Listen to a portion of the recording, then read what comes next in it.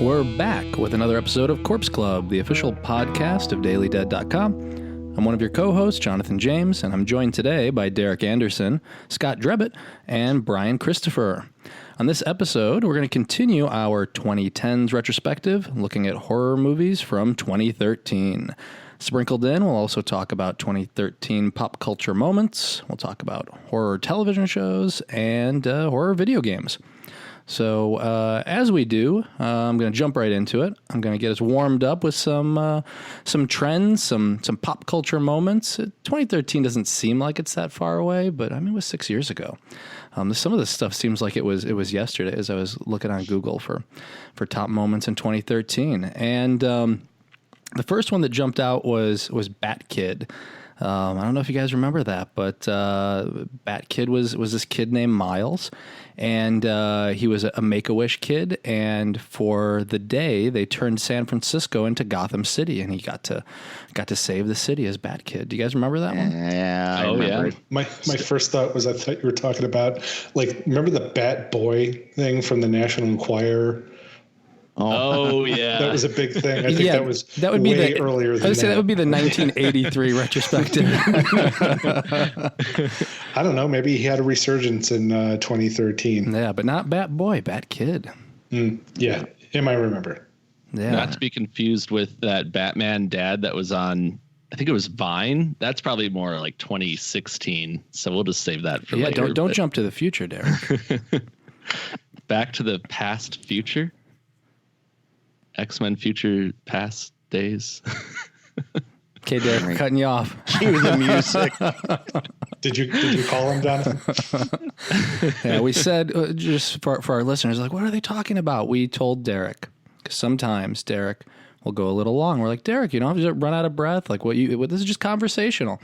So before this, we did tease him about the fact that we would run the orchestral music, kind of like he's at the Oscars, or that we'd pull his mic. So if he goes over, that might be what happened.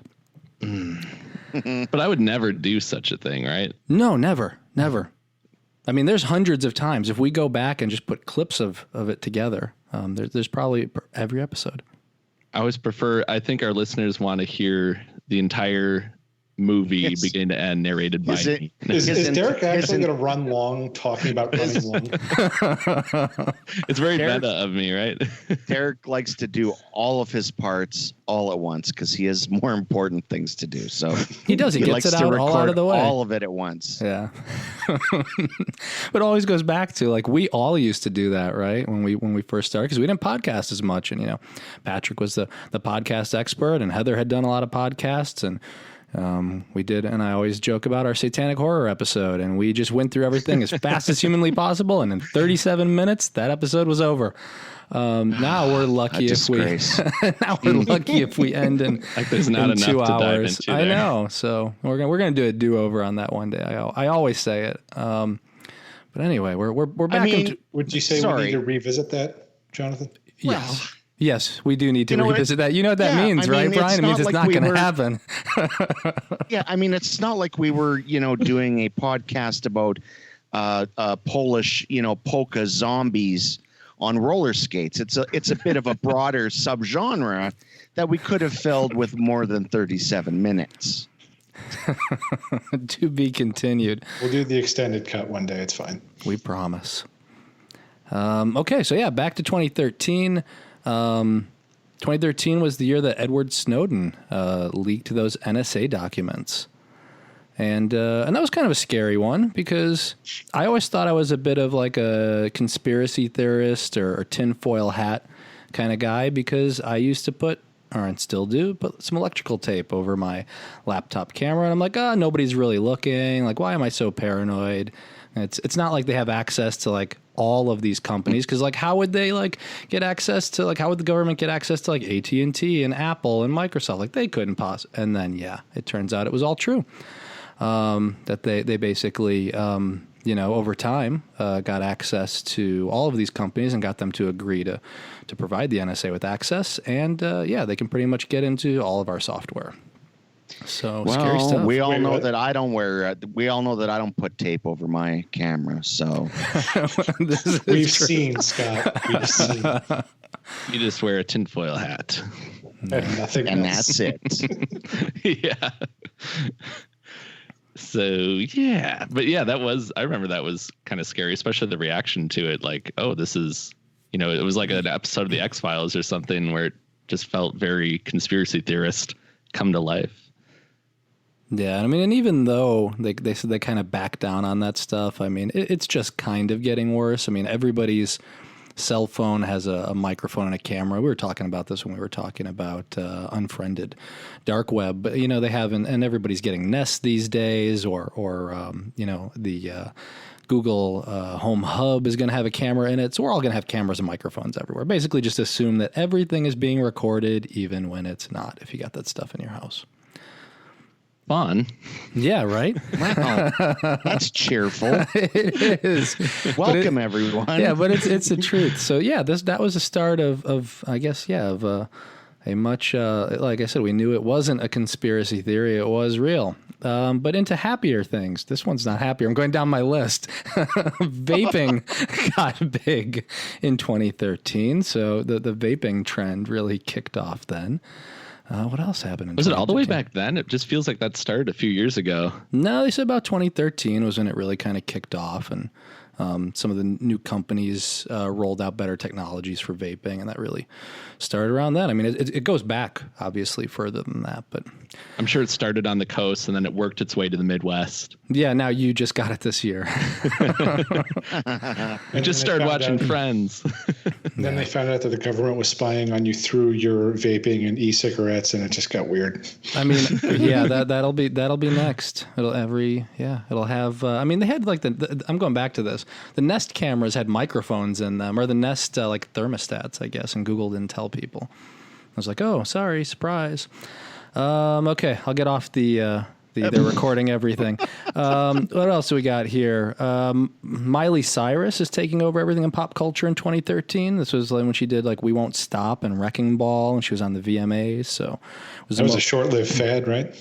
I mean, she just put out new music now. So I know, I'm kidding. Yeah, she's still going strong. And twerk was on the short list for the Oxford Dictionary as a word of the year, and it lost out to selfie. Twerk.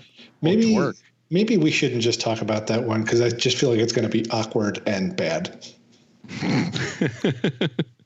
Twerking or selfie? No, yeah, I mean, speak for yourself. I mean, my twerking's on point.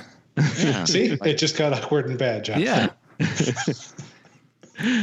So what I thought at first, I thought you said like the short list for the Oscars, and then nope, I'm like, Oxford no, that was not Dictionary. a movie. Well, yeah, because I thought he said torque.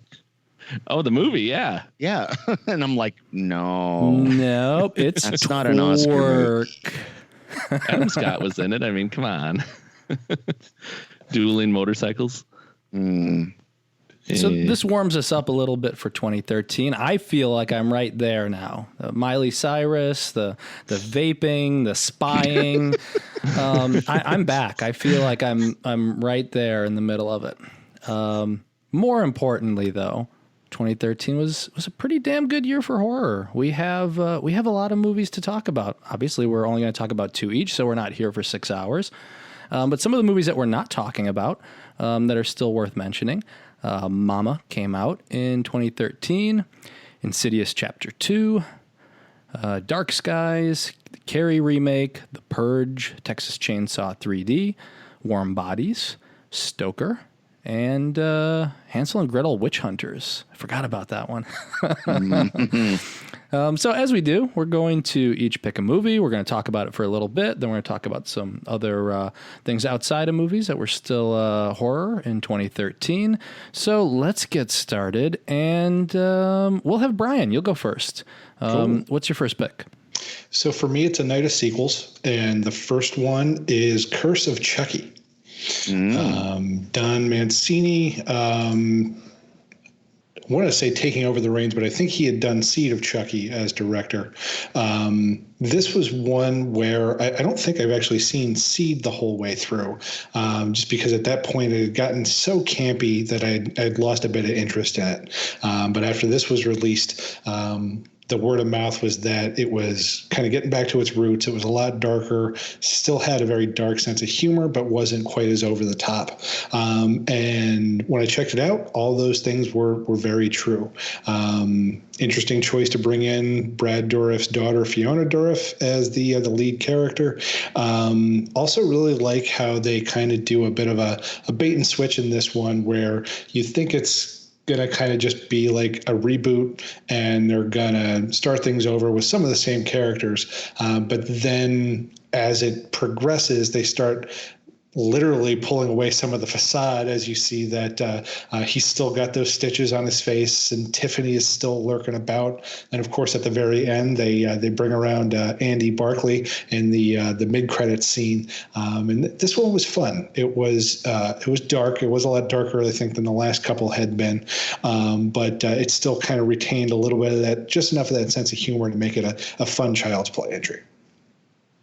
Yeah, I like it a little bit better than Cult, even though I still like Cult. I prefer Curse. I agree. It goes a little bit darker, more towards the original film, while still having some of those, slightly crazier elements that would come about later. But looking back at it, I think the Child's Play franchise is one of the more consistent franchises, and this is certainly, I think, a strong entry in it. Yeah, I remember when this came out, it was kind of a surprise because this is the first Chucky movie in about 9 years. So I remember being kind of like, oh yeah, like it just brought back all those nightmares from growing up with the earlier Chucky movies. And then you mentioned kind of taking a more straightforward, dark tone with it. I remember that being a really big deal because Seed of Chucky was a little more, horror comedy-esque. They did a little more with having fun with it. And then it seemed like with Curse, Don Mancini was trying to take it back to Child's Play roots, which I think was a really interesting way to go. And then with Cult, a few years after that, we would see how he would kind of bring everything together and is kind of moving in that direction. But yeah, I remember this was like the big return of Chucky. And I always wish it would have gotten more fanfare when it was released. Like obviously horror fans were very aware of it, but just like the general public just didn't seem like, oh, Chucky's back. This should be a much bigger deal. And I know it didn't get that like massive release that it deserved, much like Cult of Chucky, where, it would be this kind of event movie. But I definitely remember being like really thrilled. Oh, Chucky's back. This is really cool. And he looks a lot creepier, not to say anything against Seed of Chucky, because I know that's a lot of fun and it definitely has its fans, but it just was like, oh, we're going back to Child's Play, which is kind of interesting. And it was ending that long drought without Chucky, which, maybe some people who are traumatized by Chucky liked, but as someone who was traumatized by Chucky, but also really liked Chucky, it was a bittersweet moment. This was an easy one to just have rebooted, and I know we talked about this before, but I'm really happy that they took the extra care to keep it in canon. And so, yeah, this one, I mean, I love this one. I think everything you guys said was, pretty much how I feel. I mean, I'm happy that it went darker, feels more like the original movies. I think it was smart bringing Fiona Dourif into it. I'd say the one thing is I wasn't as happy with this Chucky design. I think I like the Cult design much better. He was like, I think this one was a little too big or a little too wide. Whatever the reason was, I didn't enjoy this Chucky design as much, but that was my only real hang up on it. For some reason, I did like that they gave him a little bit longer locks than he's had in other entries. The longer hair I thought suited him for whatever reason. A little bit creepier, a little mysterious. All around just very handsome, I think. Well, and some time had gone by too, so I mean, you got to think like, hair grows over time. Makes sense, right? A little more hippie-ish. He follows fish around the country while they tour. A little more zen, Chucky. Well, now I've just got that image in my head of being like at a jam band concert and looking down and just seeing this little stitch-faced doll just getting really into it. Well, it was really cool, too, that all that time went by in between Seed of Chucky and Curse, and Don Mancini was still directing. He was still writing it. So the fact that he still had control over it that many years later is pretty amazing, actually. Now that I think about it, just the fact that he was able to continue like his vision of it, and hopefully and we're still seeing that going into the next decade. The plan is that sci-fi series that hopefully is still going to happen. But with the new Child's Play reboot, I think they can still coexist. But yeah, it's pretty amazing like how long Mancini's been involved with that franchise. Yeah, I mean, I think between him, the only other person I can think that Coscarelli, yeah, exactly, yeah, the two Dons have just thinking that, yeah, have kept up with their own franchises longer than anyone I can think of. So they should have a podcast together. Don. Well, actually, there is one more, but it will come up for one of my picks. Ooh, little foreshadowing. Yeah, that's right. Can you guess, Corpse Clubbers? If you know it, call us. 1-800-CRIP. I don't think that's quite enough numbers there. Or Corpse Clubbers. 1-800. I don't even know what to say. That's call us at 4. I'm just gonna give everybody Derek's phone number. Just call him. The phone board is lighting up. Call us at 4. Okay, Derek, you just go ahead. What's your pick? I asked for that, huh? Just keep going. Okay, funny guy, you go. All right. Well, this was, like you said, a really big year for horror. And going into the early 2010s, you know, there was definitely some good stuff that came out, but this feels like the year where the floodgates really started to open, and we saw the beginning of franchises that are still going. You mentioned The Purge, which now has its own TV series and a bunch of movies, and another one that I don't know if you can necessarily call it the most important horror film of the 2010s, but certainly one of the more influential and just unignorable because of the impact it's had on the genre, and that would be The Conjuring, which was released in the summer of 2013, directed by James Wan, who also had Insidious Chapter 2 come out that same year. So just think how crazy that is, that James Wan had his last Insidious movie that he directed come out the same year that The Conjuring came out, and Patrick Wilson starred in both of those movies. It's the year of Patrick Wilson and James Wan, and it's really amazing that those two like came out wide theatrically in the same year. But The Conjuring is the one I'll focus on, as much as I like to talk a lot and probably do like 5 picks instead of 2. It obviously it's spawned this whole horror universe, and it's created a franchise that's kind of like the Nightmare on Elm Street or the Friday the 13th. You know, we had these franchises in the 80s in the slasher subgenre, and The Conjuring has kind of been that with the paranormal realm for another generation of horror fans in the 2010s, and it's only getting stronger. I mean, when this movie came out, who knew the impact that it would have? But when it did so good at the box office, bringing in over $300 million and just kind of capturing the imaginations of all these horror fans, it just kind of opened the floodgates for what was to come. I think just all of that aside, it's a really damn good horror movie. I think it's very well done. It's very scary. It's R-rated, but it's kind of like, it's a little more dark than Annabelle Comes Home, which was also R-rated, and we were like, well, that could have been PG-13. But it's so effective. The performances are great. I think Vera Farmiga and Patrick as Ed and Lorraine Warren really established themselves in those characters and kind of created these new like protagonists in the horror genre. We're so used to having like the killers be these, you know, here like the main focus of these movies, but they were like, you know, we're going to be the protagonists and become horror icons that way, which is pretty remarkable. But yeah, it's amazing. And here we are all these years later, we're going on to Conjuring 3, which is filming now. We've got 3 Annabelle movies.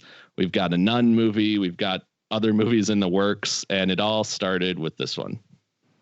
I think what's best about it is the strength of the characters and the relationships that they have with each other. It has good scares in it, but for me, the best part of what makes the movie work is the relationship that's immediately developed between Ed and Lorraine and the family that they help. And I think that's, you know, so important. It's why 6 years later, here we are still talking about it, Yeah, there is no escape. And it's funny because it's New Line Cinema that really it just kind of seemed to put them back on the map in a lot of ways. And it kind of opened up that relationship between them and James Wan, where they've really exploded since then. And the house that Freddie built is alive and well, creating all of these other horror characters and supernatural presences on screen. And it's kind of interesting how it just really opened that dynamic for them.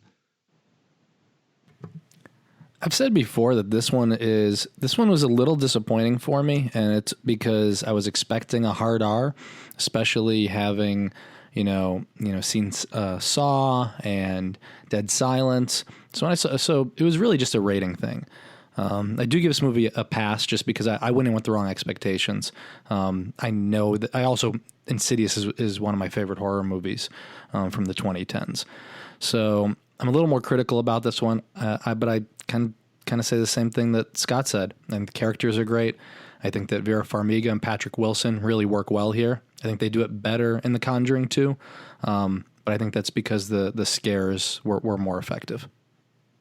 And rewatching it, it was really interesting because it felt a lot like The Haunting of Hill House that Mike Flanagan did. And I'm not saying that this directly influenced it, but just the characters, the kids that were all acting together, and the dynamic of the house where you have certain parts of the house are haunted by certain ghosts or demonic presences. It really was interesting how it felt like this would be a perfect companion to The Haunting of Hill House if you were wanting to do a double feature. Of course, one's like 8 hours long and the other's, a little under 2 hours, but it felt like a Haunting of Hill House movie. And of course, this came out years before that. And I just thought that was kind of interesting how it really just worked well with the family dynamic, and then creating these ghosts or these entities with their own personalities, kind of all puppeteered by this demonic force, was kind of interesting to see that parallel.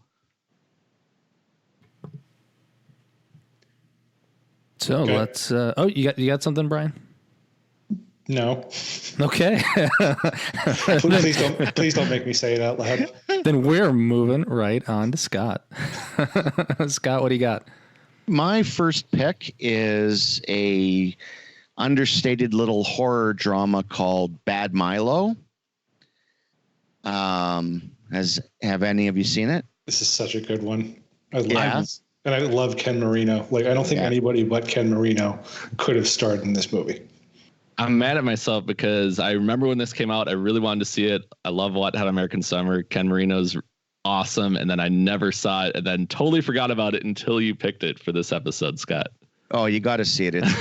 It's a very funny, very weird horror comedy about a man who has a very stressful life at home, at work, and his stress manifests itself in this basically 2-foot shit buddy that comes out of his anus and attacks the people that he's stressed about.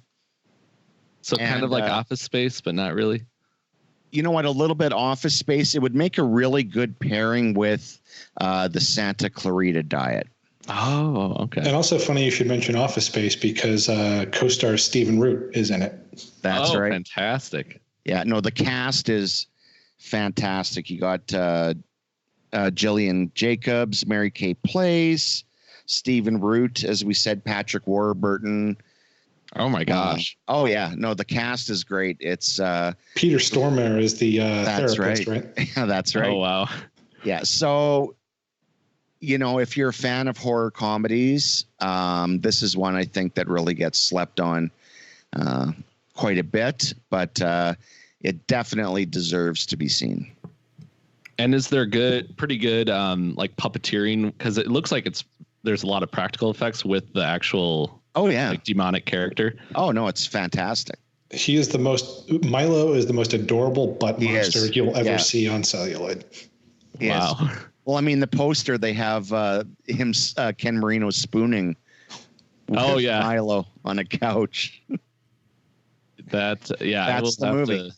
I need to. Well, it's on Prime Video, so I'll have to finally watch this. Do it. Everything that you said makes me want to watch it. You will not be sorry. It's a gooder. We're going to have to do an episode where we just hold each other to the either revisit promise or the I will finally get to this one. I feel like that's two different episodes. There's the we'll get to it episode and then the revisit episode. Yeah, we can do 2 episodes. So I'm good I with like that. Yeah, I like that. We'll save it, Derek, for it's. Sometimes we have there's nothing. We're like, we have no idea what we're going to come up. We have this long list now that we can pull from. Gosh, yeah. But in year one, sometimes like, what are we going to talk about this week? We don't have that problem anymore, thankfully. I think one of the interesting things about Bad Milo and some of the other movies we're talking about here is that we can start to see in 2013 that things are moving away from big theatrical. And we're starting to get even the smaller indies are now coming out on VOD. They have more of a presence.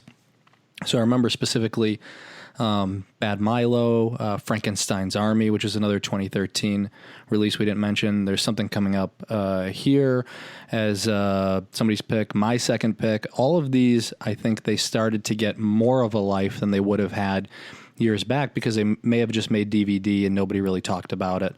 But like I said, we're starting to see now it switches over and we're getting a lot more horror movies, a mix of, big theatrical movies, small theatrical movies, and then these movies that made a splash because they were out on Blu-ray, DVD, and then they also had the digital component.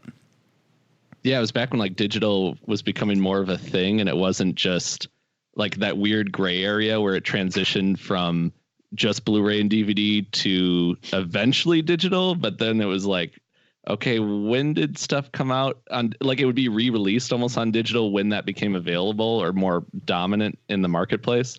So I think it was more of like a viable place for movies to find a home on around 2013-ish. Yeah. I'm sorry, I was just going to say I'm still burning CDs, so I'm going to go make a sandwich. You guys keep talking.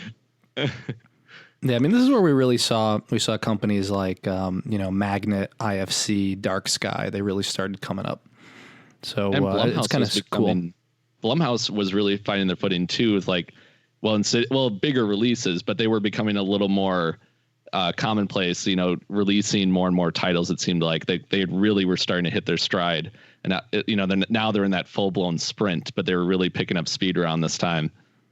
Well, one of the interesting things about the Blumhouse model is that a VOD really worked well for it because, as you know, or for those that don't know, Jason Blum and Blumhouse Productions essentially has a deal with Universal where they can make any movie they want. I believe it's under the $4 million range. It could have been $2 million. I don't recall the exact number, but we'll just say around there. And so he can make as many movies as he wants because he knows he's going to make his money back. If we were talking about pre-2010, you didn't have many ways to distribute the movie. But now, if the movie isn't going to be strong enough to go theatrical, it doesn't matter because you can still see those movies getting released through Hulu or through Netflix. So, you kind of have this perfect distribution model where you have a movie like, again, like I said, we're kind of in that middle area right now, like Dark Skies, like that movie probably, I don't think that movie would make theaters today. But that would be a big movie for Netflix or for Hulu. And then, and we do see them taking more chances with the Purge. And then what we'll see over over the next 6 years is that they start moving out of those more formulaic movies and taking more chances because there's a lower risk. Like they always have an audience. They will always make their money back. It's the bottom line. Well, it's a perfect system. I mean, if you knew that you could make as many horror movies as you want, some of them are going to go to theaters, some of them are going to go to VOD, but you can figure it out, kind of as you go. Yeah, that's nice. And then they find stuff that sticks too. Like if, the Purge just didn't work, then we, probably would have only seen one of those, but because it was, the hit that it was, and they had all that potential for sequels, it's still going on. And then there's other movies that were one and done, or there's other Blumhouse movies. Oh, right. Yeah. We were talking about a couple of films, but I'm sure they probably maybe envisioned that as another Purge where they could have gotten, 5-6 movies out of that by now, but it just didn't quite get to that level. Even though I'm sure there's a lot of cool stuff that they could have done with oh gosh, what's his name? The boogie. It's the twist on the boogeyman, Mr. Boogie. Boogle. Yeah. Boogle. Boogie Yeah. Nights. What am I saying? And it was something with disco, but I can't quite remember. I think that was going to be the third movie that never got made. No, what is it? Like, it was electric something. I forgot it. Yeah. Oh yeah. Electric Boogle. There you go. That's what it was. Oh, Yep. I think that was Scott that came up with that. Oh, please say no. I think it was. It sounds like a Scott thing. We'll go back to that episode. I'm pretty sure it was. God. Well, I mean, I think we can all just agree right now. We'll just say it was Scott. It was Scott. Fair enough. All right. So we'll move right along to my pick. My first pick is what I've been doing for these is kind of picking a more well-known movie that I love and then a more obscure one. And my first pick is Evil Dead, the 2013. I don't like to call it remake. I don't think it's a remake. So I've talked to plenty of people who, made the movie and don't necessarily see it that way. It fits in this universe. They called it Evil Dead because that's what you do these days. You kind of, reboot Halloween, you call it Halloween. But like I said, for this one, I don't really see it as a reboot. I see it as a story that just takes place, in modern day. People go to the cabin, the old car's still there, and they run into the Necronomicon. The interesting thing about Evil Dead, I've talked about this with other franchises like Godzilla. So it's all about perspective. Some people see Godzilla as this scary monster. Some people see Godzilla as the hero. Just kind of depends on when you started. And for Evil Dead fans, it's kind of a mix as well. The first Evil Dead, the Sam Raimi one, was supposed to be taken dead seriously. Some people may laugh at it now, but that wasn't the intention. It was straight horror when it came out. We saw more comedy introduced in Evil Dead 2, and then even more obviously in Army of Darkness. And that's kind of what the franchise is known for. But I love the fact that it went back to its roots. With Fede Alvarez, we get this really hard-hitting movie. I think this is, one of the bloodiest studio films I've ever seen. And I guess the only thing I'm upset about is the fact that we didn't. I think there's two things. I think there are some fair criticisms about this movie. I think that Jane Levy's fantastic, and I like the drug angle that they go with, and they completely drop it about halfway through. And I think it would have been really interesting to kind of mix is she having withdrawals or is this really happening throughout more of the film? And then also, I wish they would have sequelized it. And it's, I would say, allegedly, the issue was that Sony was looking for a more formulaic sequel, and Fede Alvarez and Raimi and the producers wanted to kind of take this in all new directions. And when they couldn't get that together, they kind of went off and then did their Ash versus Evil Dead thing. But I would love to see them come back to this part of the universe, because as much as I love Ash versus Evil Dead, that's kind of over now, and I like the fun, campy, like I said, side of Evil Dead, but I love the heavy-hitting, gory, scary side as well. I would love to see an Ash and Mia team up. I don't know if they would be able to pull that off while kind of reining Bruce Campbell back to like the original Evil Dead level of kind of playing it straight. I think that's possible. I don't know, Jonathan, is that something that you'd be interested in, or do you just want to see more of just the Mia kind of timeline or tangent?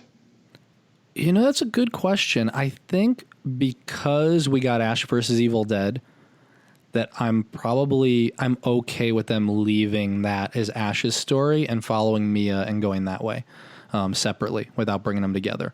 I think maybe had the show been more popular, I know there were talks about trying to weave them in together and bring Mia into the storyline, and maybe they would have found this middle ground. But I'm not. I mean, with the style of the movie, the 2013 movie, it's hard to imagine the Ash from Ash versus Evil Dead fitting into that world. And I think that's what people are going to expect. Yeah, it's a cool idea, but by this point, I don't see how Bruce Campbell could be more of the serious Ash of the first movie. I think that ship has far sailed for him to even if he dialed it back, I would still be seeing that persona, that same goofy Ash that he's like perfected now, right? Especially with the TV series. So that's a cool idea, though. I mean, of course I'd watch it. Yeah, and they put that little Ash second cameo at the end of the movie where you do get to see a little connection there. So they definitely, it seemed like they were leaning towards that, and they definitely left the door open, and it seemed like something they always wanted to do to some extent if it ever worked out down the line.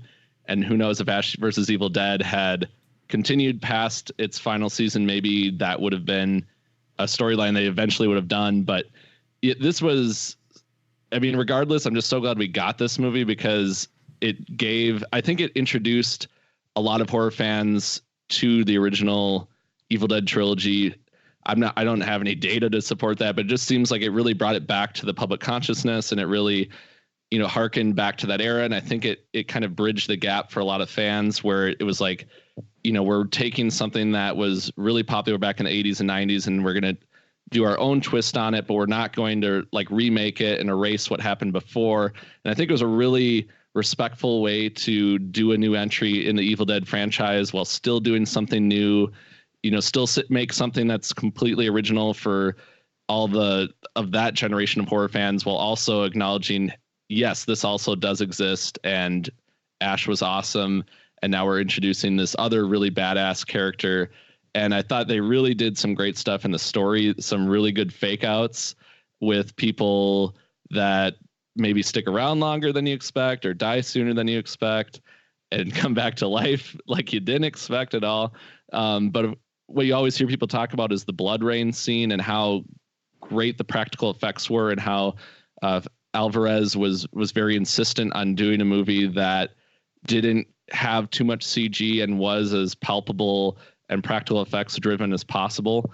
And I think especially in that time period when I think we've kind of fallen in love with practical effects again to some extent, but in that early 2010s, we had the Thing prequel that fell back on the CG, and there was still, I think, a love affair with CG when it came to effects and horror. And I feel like this movie kind of took things in the other direction a little bit and said, hey, wait a minute, let's do real blood rain. Let's have buckets of actual blood on set that we can dip our hands into and say groovy and get the chainsaw going. And I think it really embraced like that 80s aesthetic, but brought it into the modern age really, really well.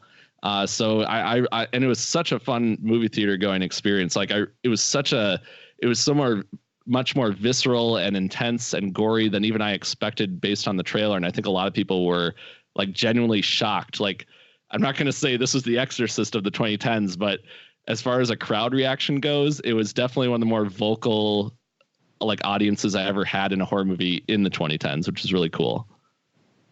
And I think part of what you can attribute that to is the fact that Fede Alvarez went for the approach of over the top without being cartoonish. So it's, it doesn't kind of inspire the chuckles that even sometimes the first Evil Dead could. Like I will never forget, even from the trailer, that scene with the box cutter and Mia just taking it to her own tongue. Like that is this movie in a nutshell. Like it's doing these horrible things and just daring you to keep looking at it. That should be on the poster. Yeah, they had some. It was interesting because I think the marketing was really good, but I also think in some cases that what I don't like, and we had talked about this when they're like, this is the scariest movie since The Exorcist, which is what did Hereditary did that, and then this one was the scariest movie you'll ever see or something like that. So I do remember that from the marketing. Yeah, but I'm actually looking at the poster right now. Literally, the whole poster says the most terrifying film you will ever experience. But you know what? That's been going on forever. The 10 Commandments was, the greatest spectacle to go across the screen, like marketing's always been like that. And I think horror gets whenever they talk about that kind of thing, they talk about, horror because of its, exploitation roots as well, right? But that's always been going on, you know. So I always just find that funny whenever I see something plastered like that across a poster, and I think, you know what, if it works, if it works, not only works, but if it walks the talk that it walks, or walks the walk that it talks. You know what? Could talk would. Well, I want them to go the extra step. The extra step. I like the William Castle stuff. I like the we have a priest on standby in case you need I do like that stuff. But you know what? And this reminds me too. I don't remember what. There's something cool in Japan that they had for Hereditary, but they kind of did something like that. But yes, I do like that. But just go the step further. Give me an insurance policy that in case I die while watching The Evil Dead, I'll get $1 million. I think they had to stop doing that in case someone actually has a heart attack. But they used to do that all the time too. Yeah. Yep. In marketing, there's just like a playbook where there's a manila folder where they're like, this is the Exorcist approach. It's never changed. It's always been the Exorcist, which that in itself is amazing all these years later. Yeah. But, I mean, you know, whether it's true or not, it's just to sell tickets. So, you know, whether people choose to believe what that person on the poster says, you know, that's up to them. That's I believe everything the poster says, and that's the problem. If they put it there, I treat it as gospel. Well, yeah. Of course. Okay, so we're taking a little break from our picks so that we can talk about... Of course, something very horror related. We're going to talk about the top songs from 2013. Oh boy. Yeah, here we go. These Scott. are my jams. Let's go. I know. So the number one song of 2013 was Thrift Shop from Macklemore. Oh, I remember jamming to that. Yep. I was shopping a lot in thrift shops too that year, so I remember that very fondly. Did you go to the thrift shops because of this song? No, I was already hitting up the local thrift stores, but this definitely validated my feelings towards shopping there. So, did you make sure to put it on as you were driving to the thrift shop? Did that ever happen? Not intentionally that I can recall, but it was on the radio so much that it definitely happened. Okay. Was it ever playing in the thrift shop when you walked into the thrift shop?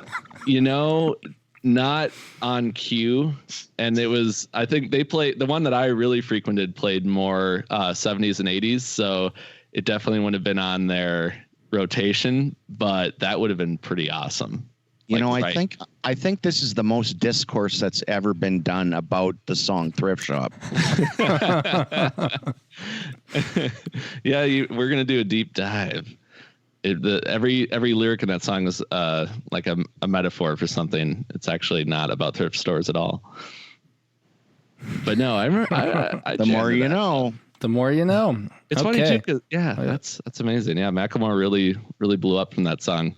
He did. Something else on the list. Radioactive from Imagine Dragons. That was like on every commercial. Oh my gosh. It was everywhere. Every movie trailer. Yeah, everything was radioactive. And I think it's a really good song, but it got played so much that you almost had to take a step back for a while. But I remember really liking that one as well. And I saw Imagine Dragons a couple of times, and one time the lead singer was running around the entire stadium. So like, even though I was halfway back, I high-fived him. So I haven't washed that hand since, and all that kind of stuff. But no, I'm just more of a casual fan really, though. But the story's true. Right. It's okay. half true. How much of that story is true? Now I kind of need to know. Well, I did actually high-five the lead singer, but I did wash my hand. Like immediately. No, I'm just kidding. Oh, no.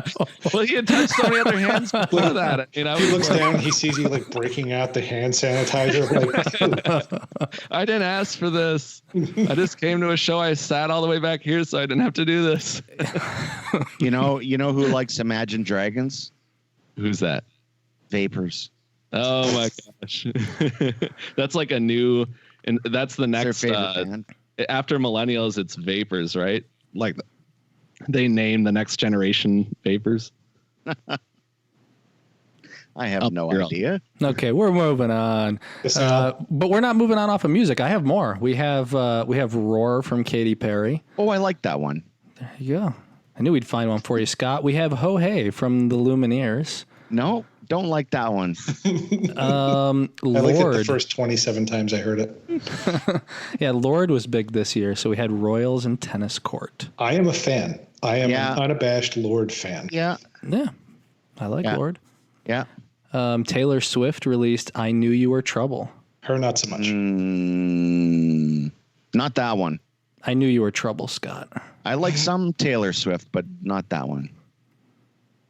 Yeah, that's right. And we got Holy Grail from Jay-Z and Justin Timberlake. What else do we have here? Straight off of Scott's playlist. I thought you were going to say Holy Diver by Dio, and I was going to start throwing chairs and doing cartwheels down the street, but wrong decade, folks.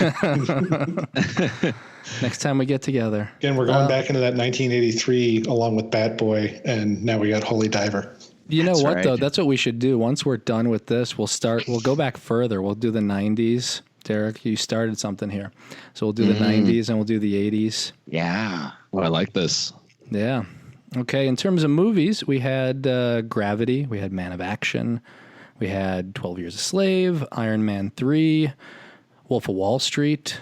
Oh, that's a good one. Hunger Games Catching Fire. No. The World's End. Yes. Oh, yeah. Yes. That could be Pacific included on our Rim list. came out. Yeah, Pacific Rim came out. Star Trek Into Darkness. And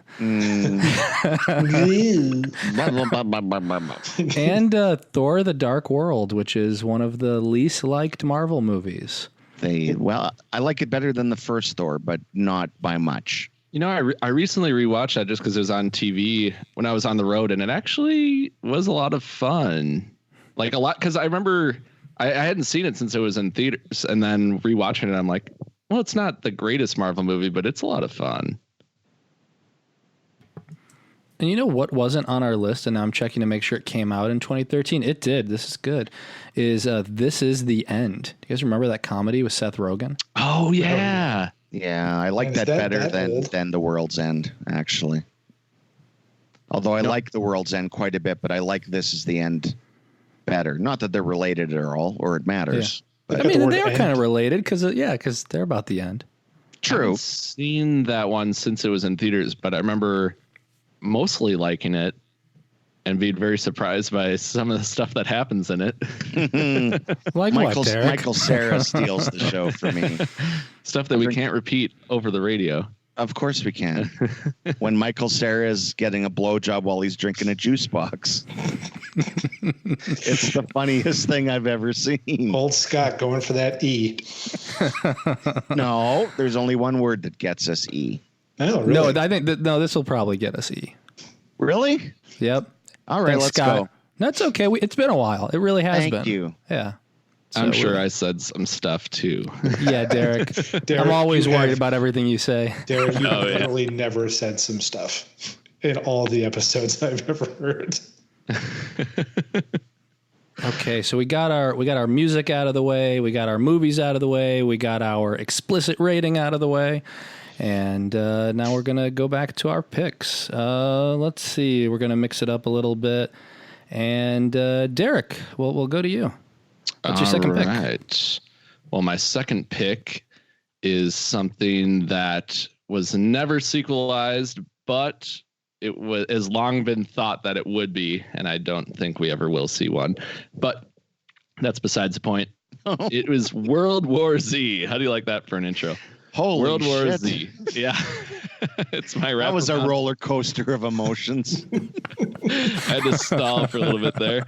I thought you stole somebody's pick for a second. I'm like, what? I didn't.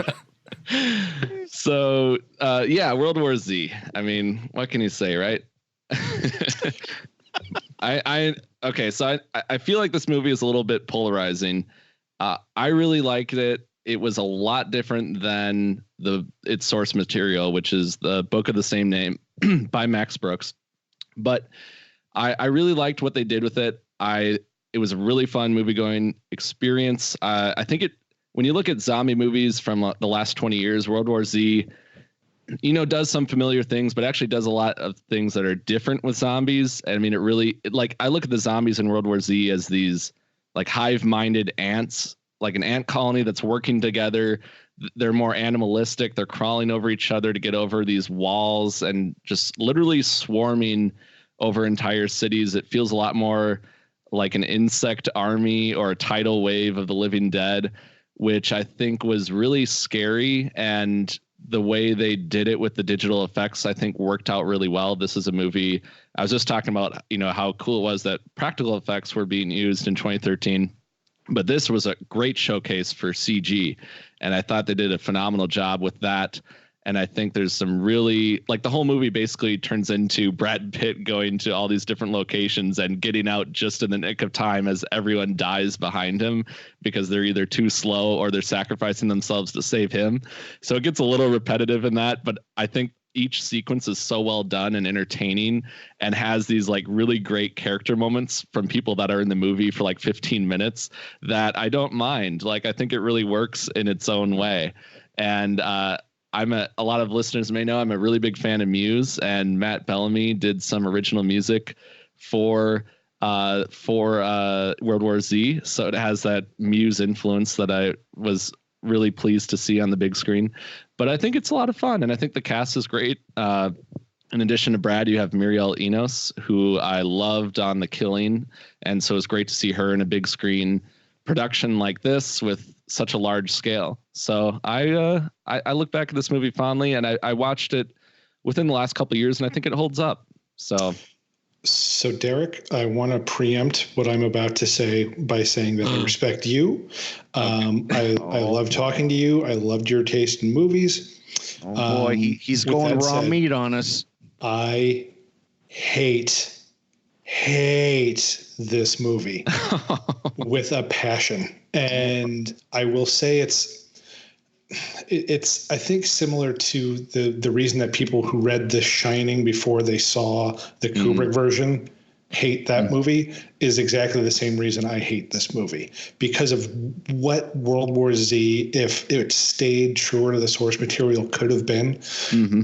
Like, this could have been like if they did something like almost like Ken Burns' World War Z. Like, that book was ready made for something like that. And I would have loved to have seen them play with the format and do something.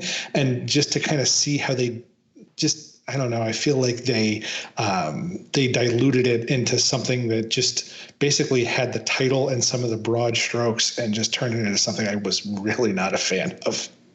I can respect that, because I am a huge fan of the book as well. And I actually do think if the book was adapted really faithfully, it would be probably a better movie, and it would be a really cool experience, because you're getting that worldview, and there's so many cool stories like from Japan, and like the submarine at the bottom of the ocean, and the big city. Like, there's all these different dynamics of the book that I think would really be great on screen. Like, if they want to do an anthology movie, I think that would be really cool. But yeah, I do totally get that, and we don't have to stop talking. It's okay. But I just love that. I guess I can coexist with both of them. I can't. I hate when mom and dad fight. Things aren't going to change. You're going to have 2 Christmases now. I was just going to say that. You're always undercutting me, Derek. Why are you always doing that in front of Scott? Please, we can talk about this later. I want to talk about it now. When we watch World War Z again. And Brad Pitt's stupid hair part. Listen, Derek, you brought up something when you said segments, and I think that's the biggest problem I have with World War Z, which I don't hate at all, like Brian, who has hate in his heart. It's kind of sad, but that's okay. I don't hate it as much as that, but I think it doesn't completely work because it is segments that I don't think go together as a movie. I do like some of the visuals in it. There are some striking images, but I don't think it holds together as a movie. And this is someone who hasn't read the source material, so I can't do any kind of comparison. All I know is that I wasn't that big of a fan of it, even though there were some nice visual moments. I just don't think it hangs together as a movie. And Jonathan, where do you stand on the line? I mean, this movie was interesting because when I was running Daily Dead solo, this was, it was all zombies all the time. And this was kind of at the height of like zombie mania. This movie, had it come out before The Walking Dead or had it come out now, like it would not do as well. I mean, it made $540 million. I mean, and a good thing too, because it cost a lot of money to make it. Yeah, it was a $200 plus $1 million movie. So it's crazy that we got a movie at this scale. I do like some of the stuff they do here with the zombies. I mean, even though I know it's CG heavy, seeing them more like ants, I think it was presented in an interesting way. I also love the book. I would have rather have seen them go that route, and to just kind of use the name of the book and abandon the source material so much, I thought was crazy. And it's a shame, and I know you were kind of alluding to it, that like we keep getting teased with this sequel that's going to be directed by David Fincher. And this is one of those movies that Derek and I we cover all the time because the news just keeps happening. And we got to the point, it's kind of like The Crow, where if news comes up, we're just like, no, we're not covering it. This movie's not happening. I mean, until it goes into, production, we're not going to believe it's going to start. But I actually think like it did need a David Fincher. It did need a complete rewrite of the script because so many people had touched this. Again, it was too many cooks in the kitchen. And I would love to see them just straight, adapt the book. Smaller budget. They don't need one as big. They have the name. They have Brad Pitt. So smells like Netflix. Ooh. Yeah, I mean, Netflix is a good possibility. A new, Paramount. Everybody's launching their own streaming service, so Paramount's probably going to launch theirs soon enough. I know Universal is. So, one of the interesting things about this, and over the next 5 years, we'll have these conversations come up more, is that everybody's going to start looking at their catalog, because before you could share, you could sell your movies. Everybody could have their movies at Blockbuster. Everybody had their stuff on Netflix, and like that's going to go away. Like it's going to be war. You're going to have all these segmented channels, and they're going to have to leverage their IP. So, looking at Universal and like looking at their Universal monsters, like if they launch a streaming channel, like I guarantee you that on top of the Universal monsters movies coming out of Blumhouse, we'll see streaming series. And I think that, Paramount's going to have to look at their IPs as well. Obviously Paramount Viacom, they have Star Trek, but World War Z, like as long as they own it, and I don't know what the full rights are, but if they own it outright, like do something good with it. You have it, and a lot of people saw it. So there is still that awareness. And the video game just came out this year on the PlayStation 4, which I haven't played personally, but I know I've heard a lot of chatter online that it's a lot of fun. So, I mean, it's still in the public consciousness. And I think if you were to do a more faithful adaptation, like a TV series is the way to go, because you could do a different episode all over the world and not try to worry about connecting it with this global storyline. Because with the movie, I feel like they're trying to give you the sense of what's happening around the world, but they had to connect it with this wraparound story with Brad Pitt of, okay, how do we go to all these different places and still make it part of this driving plot point that they're trying to figure out this cure? And okay, so we take Brad Pitt's character and we bring him around the world.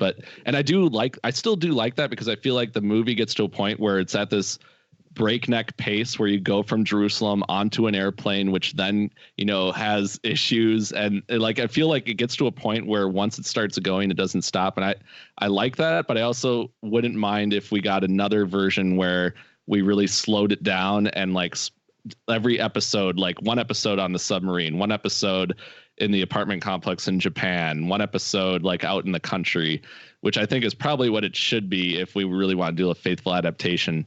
So Shudder, if you're listening, or AMC, or anybody out there, I think it would be really interesting to see that, because I don't know if we'll ever see a sequel, and I'm not really sure what a sequel would look like at this point to the 2013 film, but it will always live on in my memory. Oh, I like Brian's Ken Burns approach. Right? That would be very cool. PBS should be all over this. Yes. It's educational too. It is. It could teach you survival tips. Like taking out everyone's teeth so that you can't bite people. Okay, Derek. What? That's one of the more extreme examples. But That's the first one that came to your mind. So I'm going to stay far away from you. You take out somebody else's teeth. You're not taking mine. He's not wrong, though. Right? I mean, if everyone just has gums. Brian. So sounds to me like Scott just volunteered.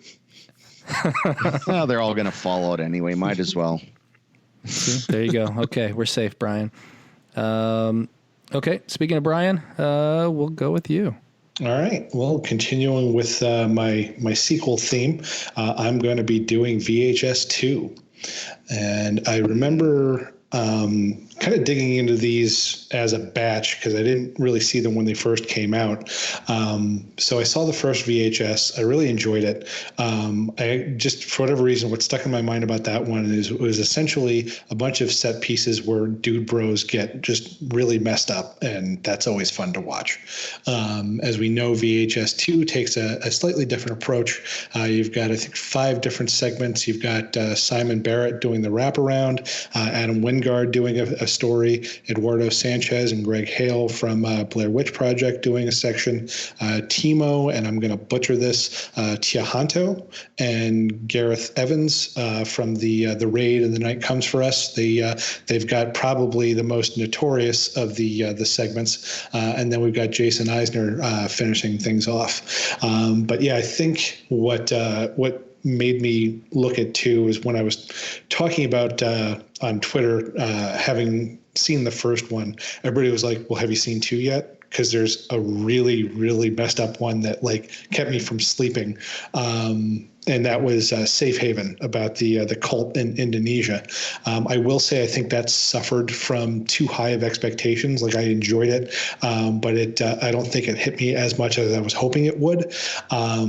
I think that can probably the same be said for the whole movie. I think I did like the first one better, but this one did definitely have flashes of what makes this series interesting and fun. I think actually the most interesting one for me was the Phase 1 clinical trials, where you got the guy that's got the implant that helps him see, but he sees a little bit more than he really wants to. I know this is becoming the thing we keep saying, but we'll never do. I do actually want to revisit this. If nothing else, I do want to see Safe Haven again. After having seen movies like, because I only saw The Raid and obviously The Night Comes for Us after this movie. So I kind of want to go back into that, knowing how much I do like Tiahanto and Evans as a filmmaking duo. Yeah, Safe Haven is fantastic.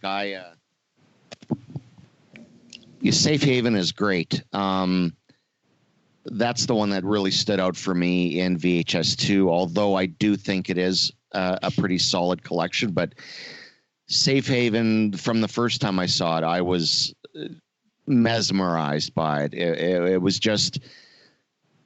it's even hard to explain, but it's a very serious... sober terror. There's nothing humorous or anything about it. It goes for your nerves, and I think it really achieves it. And I think it has overshadowed the rest of VHS 2 for sure. But there's other good shorts in there as well. It's just Safe Haven. You know, it seems like it has its own kind of. It had the chance to expand and a little bit longer to tell its story, or maybe it just told its story, a little bit better than the rest. But yeah, overall, a solid collection. And Scott, you mentioned Safe Haven kind of having there's not much humor there. It's weird though, because they blindside you with like a punchline button at the end, which I don't know how funny it's supposed to be, but it made me chuckle a little bit. I don't know if that was intentional or not. Oh no, I definitely for sure that like has a vibe of like Equinox or the Evil Dead. You can't help but smile. You can't help but smile at it because it's a little bit goofier than what led up to it, but still, it's like you said, it's a great punchline. But without ruining everything that came beforehand. Like, I don't say that to say like it was like poorly timed or anything like that. I thought it worked as a button. Yeah, for sure. Yeah, that one I think hands down takes the cake when it comes to the VHS 2 lineup.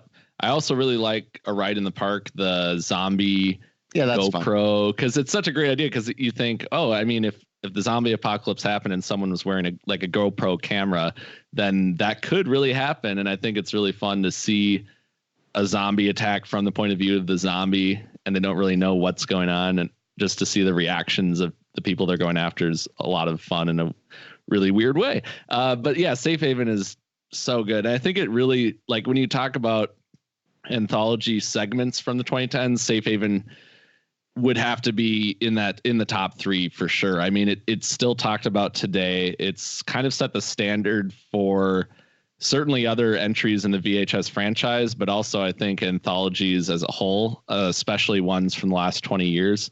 And it just, that energy of it and the deranged storyline and everything about it is just so nonstop and so damn good that I think it's a perfect achievement of what they were going for and kind of what the VHS movies are about. And I really like 2 as a whole. I think probably the best in the franchise. There's segments from each one that I like, but I think 2 as a whole really overall was the most enjoyable for me, just because of the energy of it. And it just felt like it really puts you in the middle of some creepy stuff, like the slumber party alien abduction had some creepy moments in it. And like you said, phase 1 is really clever. So yeah, I think it shows some really talented filmmakers at the top of their game, and there's a reason we're still talking about it.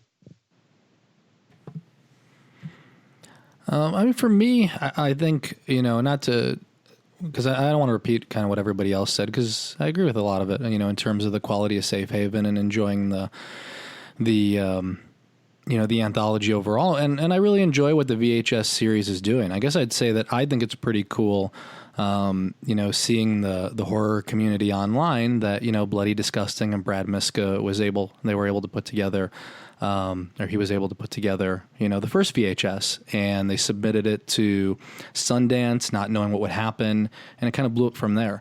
And, I think it was really cool because, when you're in the middle of filmmaking, especially low budget indie filmmaking and horror, like when they were in the middle of this, like there wasn't this boom that there is today. There wasn't this VOD audience necessarily.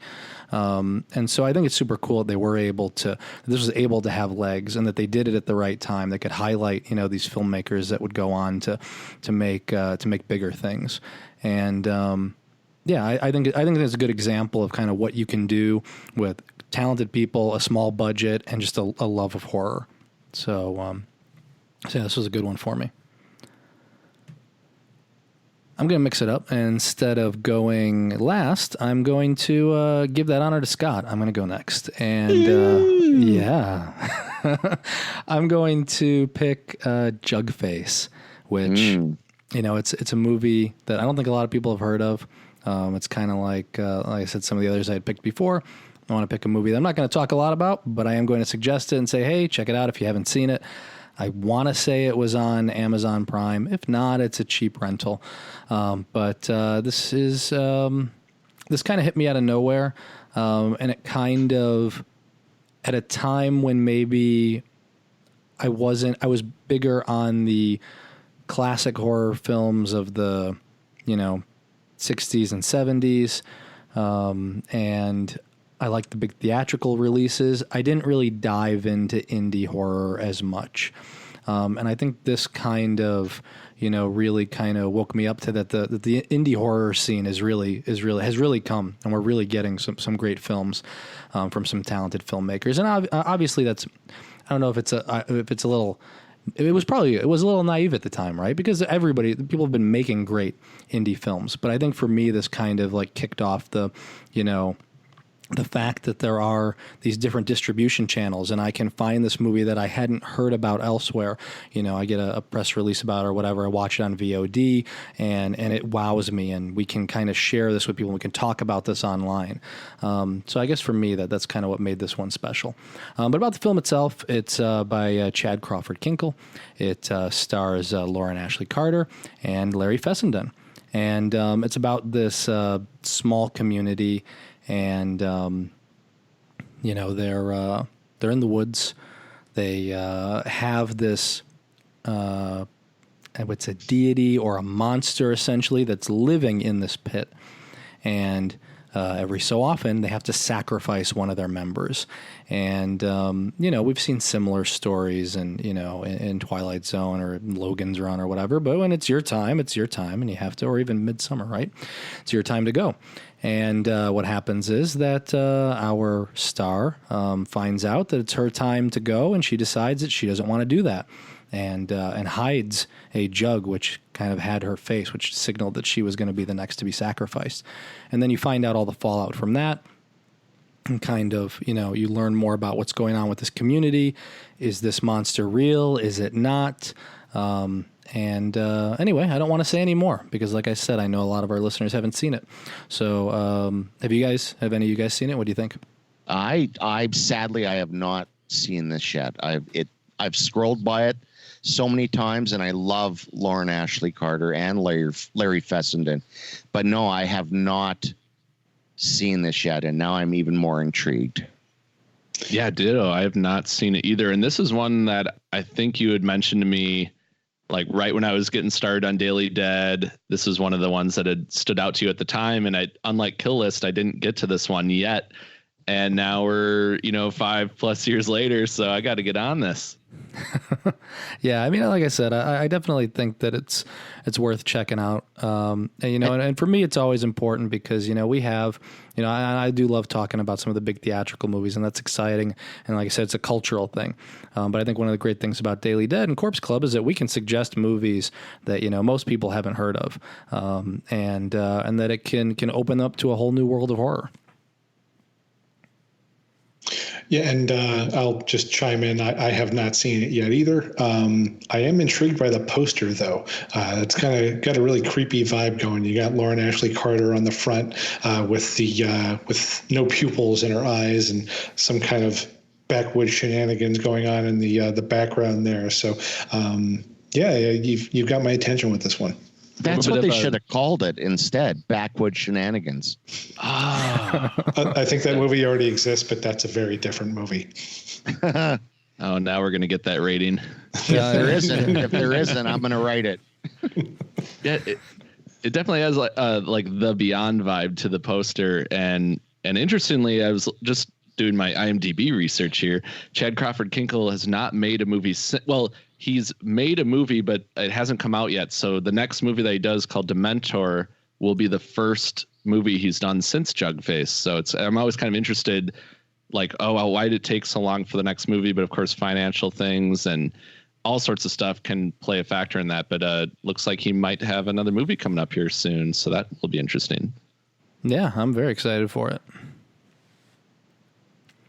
So anyway, that was my final pick, and that takes us to Scott with his last pick. Okay, so we were talking about directors who've managed to maintain their vision through an entire series, and my second pick is an example of that, and that's Hatchet III from, not directed by Adam Green. This one he produced and wrote, and B.J. McDonnell directed it, who had been with him on the previous films. What can you say? I think the Hatchet series is a great revival of slasher films and monster films kind of mashed together. Kane Hodder is always terrific as Victor Crowley. I think it's an even better creation than his Jason. And, wall-to-wall practical effects, good humor, great gore, fun performances. I like all the Hatchet movies. This just happened to be the one that was released in 2013. And it was thought to be the last one for a while, but then of course we got the Victor Crowley secret movie recently. So, but yeah, it was really cool to see a third Hatchet movie come out that year. And like you said, Adam Green didn't direct it, but he obviously, still had a huge influence on it, still wrote it, still was very involved with it. And it was another opportunity for a bunch of great actors from the horror community to have really good roles. I mean, you had Zach Galligan, Caroline Williams. We got the showdown between Derek Mears and Kane Hodder, which is a lot of fun for Friday the 13th fans to see two Jason alumni go head to head. That's always a good time. And I think it really embraced what the whole Hatchet series was all about, and just that insane kind of blood and guts, but still having a good time kind of atmosphere where it's just a kind of a down and dirty horror movie in the swamp. And it really captured, the shock factor of that first one. I'll never forget, like the first time I saw Victor Crowley come out of the cabin in Hatchet and just start slicing people up. I think this was at the time, a good send off for the character. And it was fun to see Danielle Harris come back and as Mary Beth, having come on in the second one for that character. And then she continues that with this. And I'm hoping we'll get fourth or a fifth entry in the franchise. I know there was definitely a door left open for that. So another franchise that we're still talking about today, and we're still seeing new movies come out.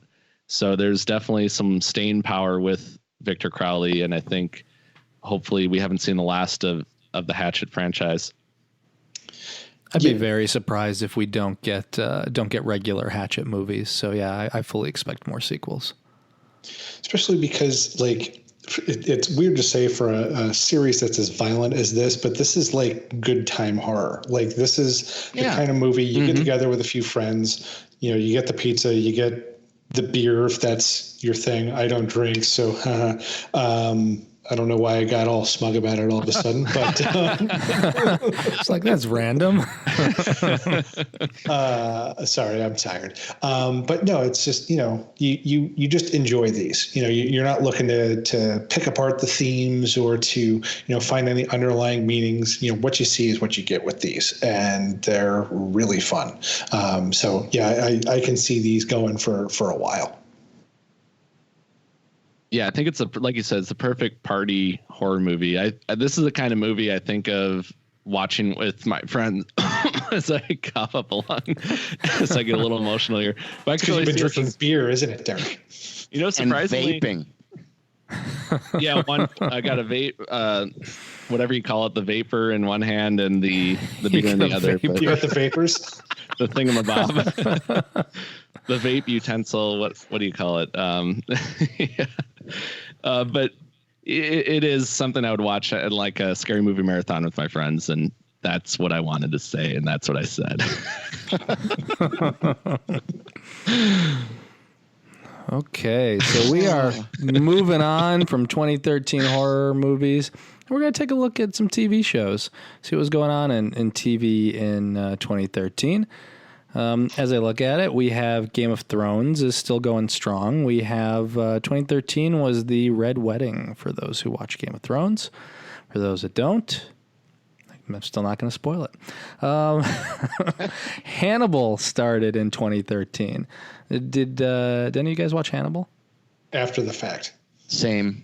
That's okay. That still counts. Still haven't. It's such a gorgeous series. I need to get on that. It's incredible.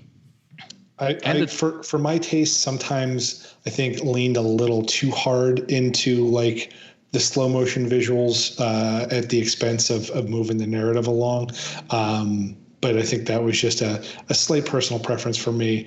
But it's still like so many great moments and very interesting ways that they diverge from the source material to make something very, very different and very much Brian Fuller's own.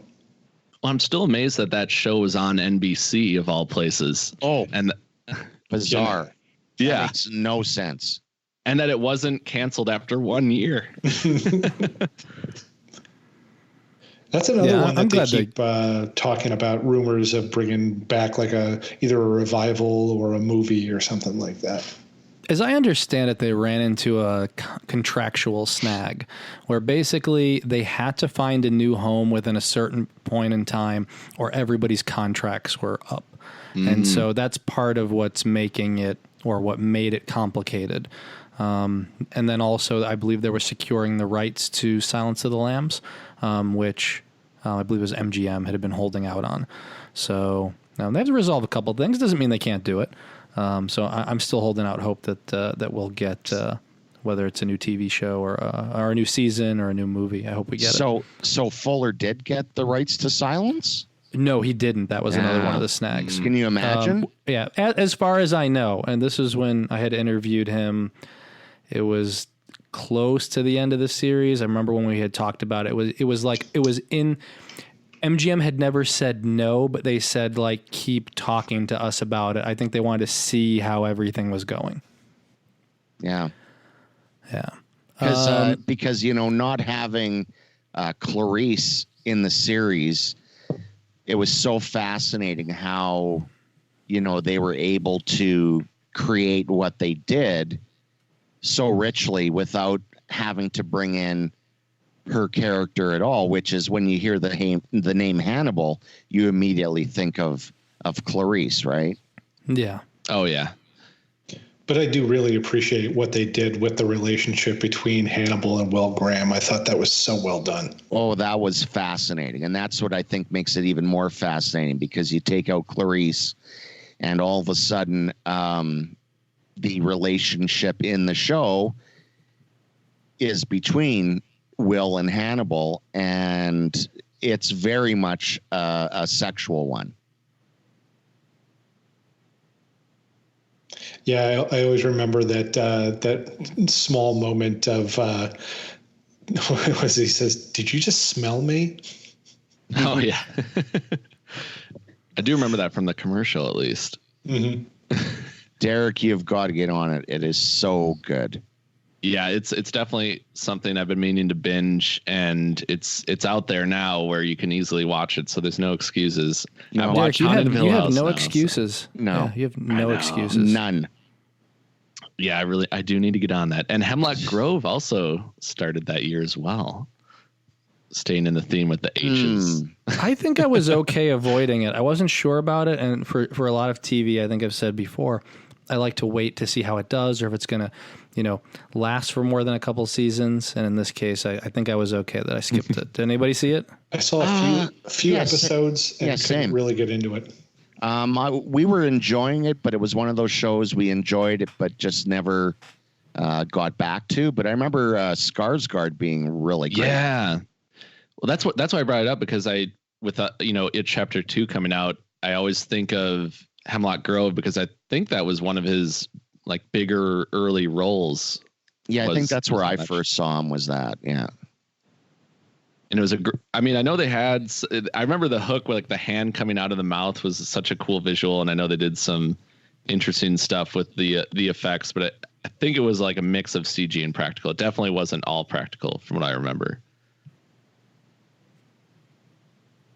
I didn't see it, so I can't comment. I was but just you trying know what to else? think, and I don't remember, because that was 6 years ago. Oh, and gosh. when you're of my vintage, 6 years, that's like in dog years. Okay. This was forever ago.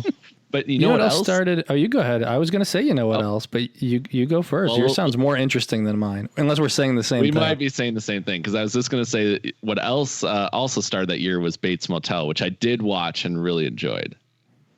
No, mine was going to be Sleepy Hollow, a far superior television show. Really? Even with all of, oh, okay. I know. Okay. It took me a second there. Yeah, you go ahead, Derek. Well, no, I mean, Bates Motel, I understand it definitely lost some viewers with some of the storylines, and like season 2 and 3, it started to focus more on like the drug wars in the town and a little less on Norman and his mother. But in those later seasons, they really doubled down on that. And it's just so much fun to watch Freddie Highmore and Vera Farmiga bounce out. Like their dynamic in that show is so great.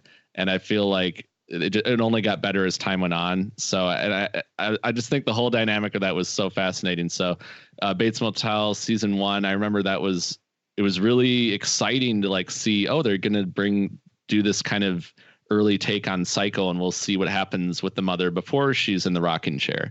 And I remember that was like, it seemed like such an event when it started. And that's when A&E was actually starting to do more horror things. Like they had done The Return, and they were starting to dabble with more original horror content, and they're not doing that anymore. So it felt like it could have been the beginning of an era for them to really push forward in that direction. And now they've definitely kind of come back to more reality television, and they kind of went away from that. But it was really interesting when they were doing that. And, you know, Bates Motel still got, like 5 seasons. So at least it did get kind of a full arc for them to tell that story. We had talked about this. I don't remember the episode, but I think I made it 3 seasons in. I liked it. I think I just wanted more focus on Norma and Norman, and I wanted less on the original crazy characters, but I know they were going for the Twin Peaks thing. So like that wasn't my jam, but I didn't have a problem with it. Yeah, it's interesting because if they had done the Twin Peaks and really doubled down on that, then I think it would have also been interesting, but they kind of didn't fully commit to that either, where it was like this middle ground of which one do we do? You know, there was no Black Lodge, but that would have been really cool. I saw some of Bates Motel, and I wasn't all that taken with it, even though the performances were really good. But I'll say I like Freddie a lot better here than I do in that new show, The Good Doctor, where, you know, he goes like full Dustin Hoffman Rain Man. I don't know if you guys have seen the commercials on TV for it. I'm aware of it, but I haven't seen it. It's more frightening. It's more frightening than any Bates Motel episode. I'll tell you that. Would you say he's a not very good doctor? I would say he's a not very good doctor. Imagine like a Simple Jack kind of performance. Oh no! From Tropic Thunder. Yeah, it's not. It's not good. It's not good. Oh, and I have to mention this one for Tamika because in 2013, Supernatural is still running, still going. So we're at and in 2019, season 9. Supernatural is still running. It is, and you know what? And I'm not even convinced they're going to stop. They might stop the live action, but just wait and you see. There'll be like an animated series or a Christmas special. Like my niece is the biggest Supernatural fan, and if they cancel the show, I don't know what's going to happen. Yeah, I mean it is canceled. So at this point, I think she's come to accept it now.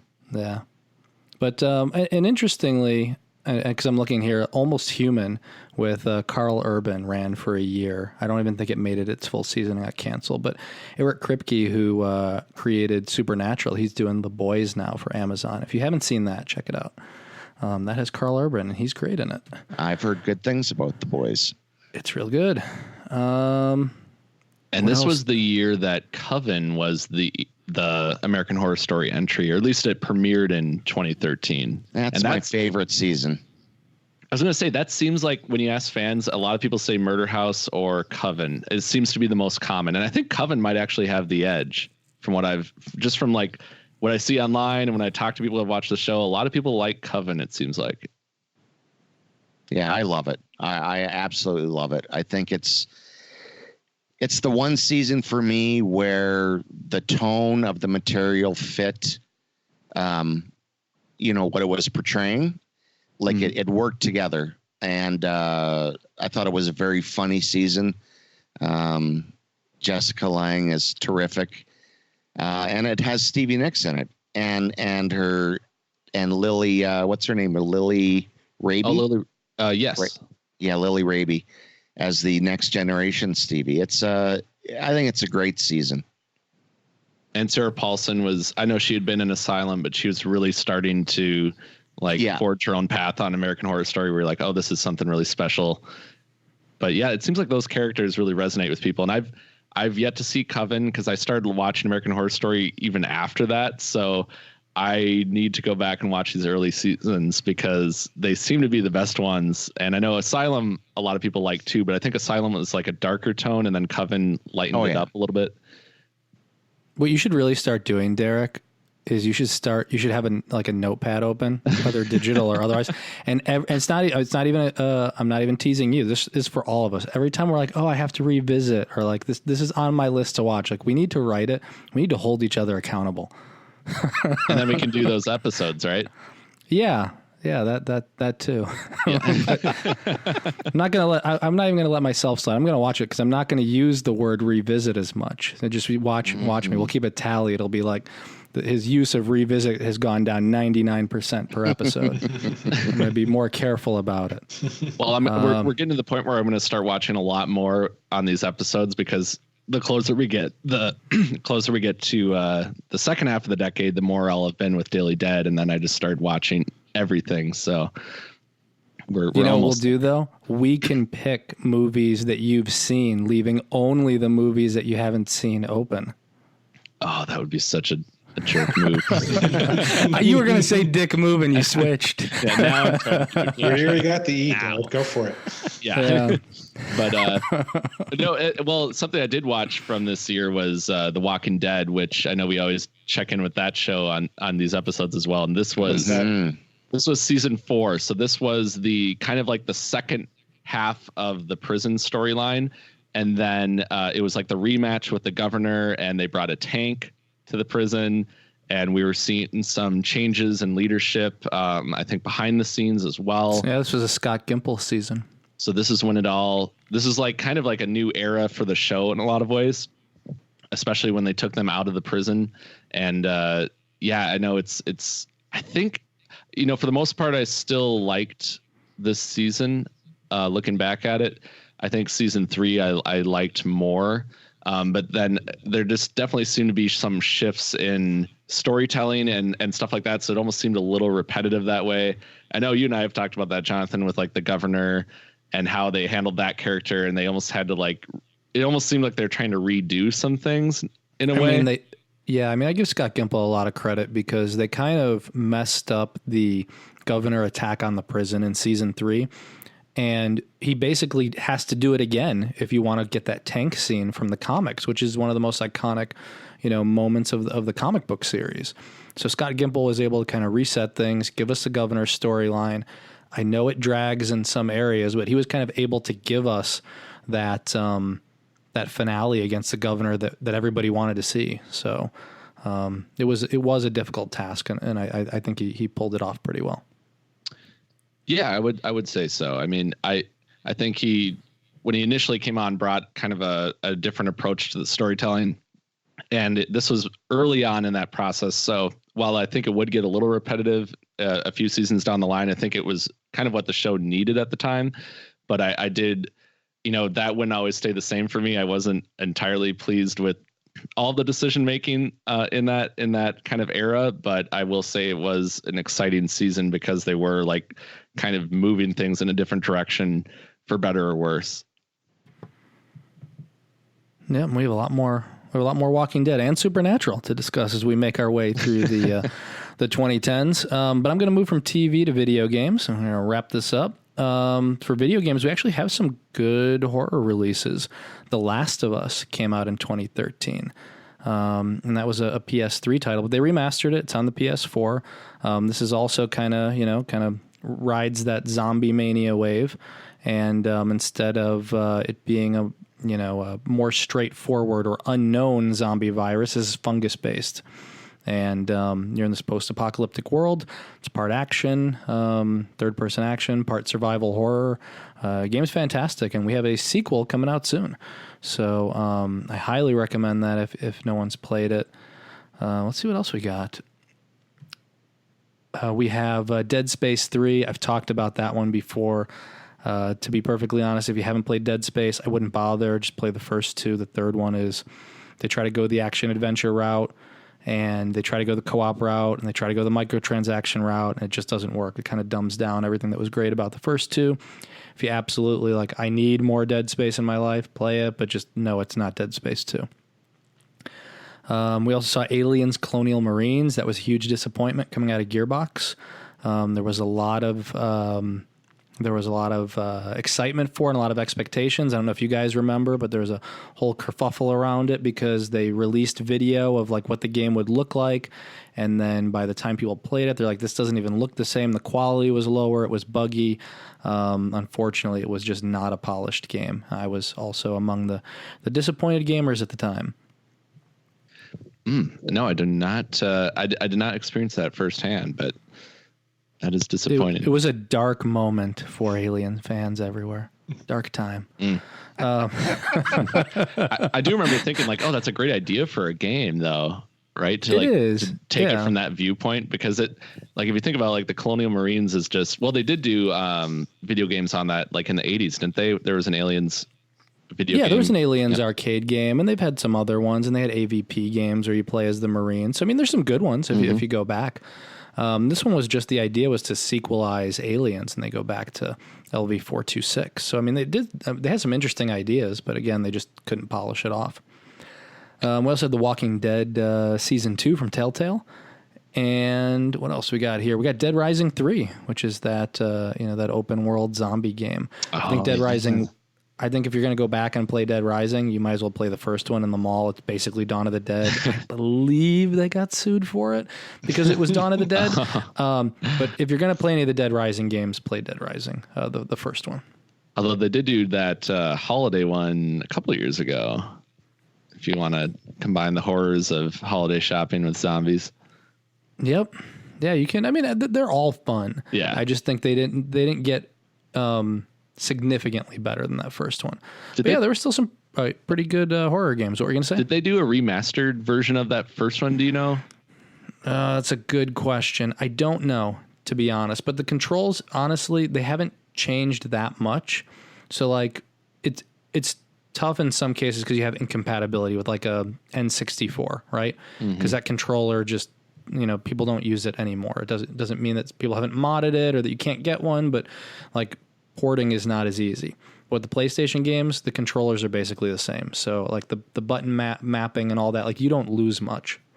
So I don't think it'll feel all that dated, to be honest. Oh, and it does look like a remastered version of the first one was released by Capcom.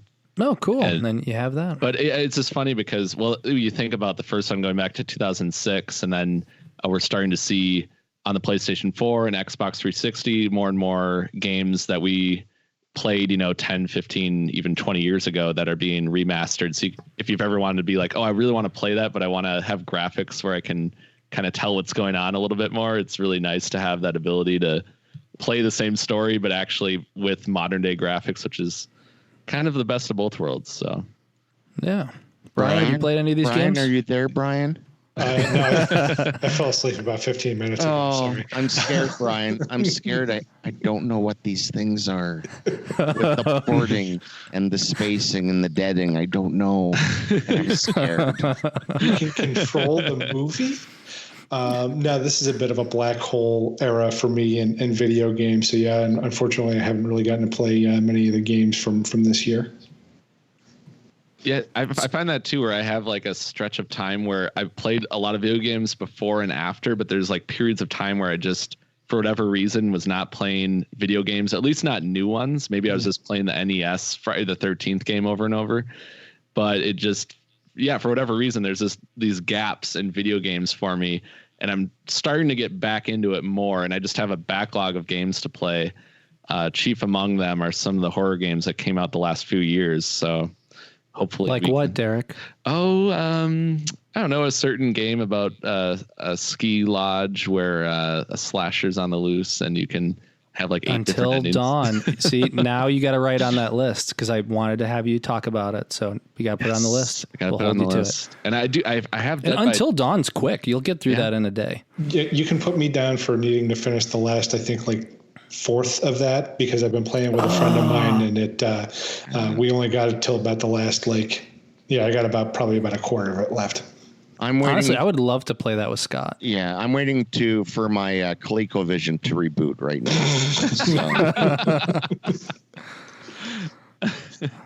Is there a way to mod Until Dawn onto a Pong system? Oh my gosh. I had the Pong. That's right. It's awesome.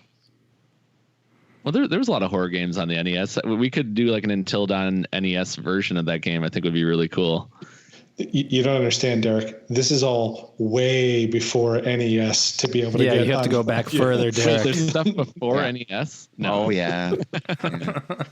No, I do. I was lucky enough where my uncle had an Atari, so I could play the original Pitfall, and then I played the Pitfall on PlayStation 1. But that was you're getting closer to Scott with Atari. Okay. Yeah.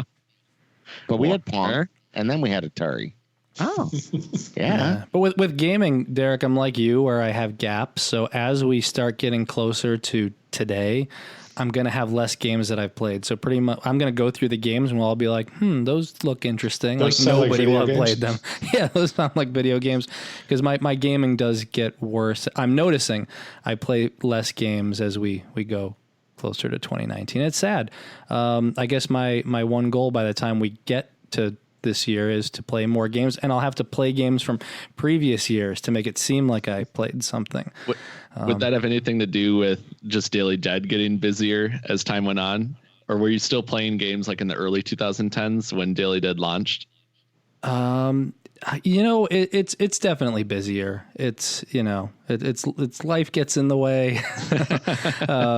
Trying to update a house. Yeah. Or it finds a way, things are busier than ever with Daily Dead. So good things. No, it's all great things, but it takes away from my gaming time. Also, not to go off topic too much, but I also think that a lot of the AAA games are watered down remakes of what we've already seen. So I'm not going to play the same thing that I played better versions of years ago. I think there's a lot of great indie games. I'm having a lot of fun with VR. So I can talk about Beat Saber all day long. I've talked about it before, but it's also not very horror. Jibber jabber, man. It's so silent. I told you about this game. So you had the VR obviously on your head, and you have these two controllers, and basically you're like using lightsabers and you're hitting blocks to music. I do it fairly regularly. So it's kind of like the next version of Rock Band or Guitar Hero.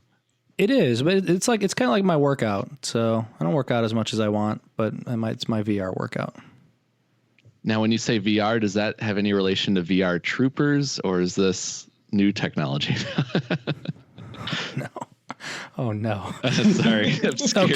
Okay, Corpse Clubbers. With that, we're going to call it. We're going to call it. Another episode of Corpse Club comes to an end.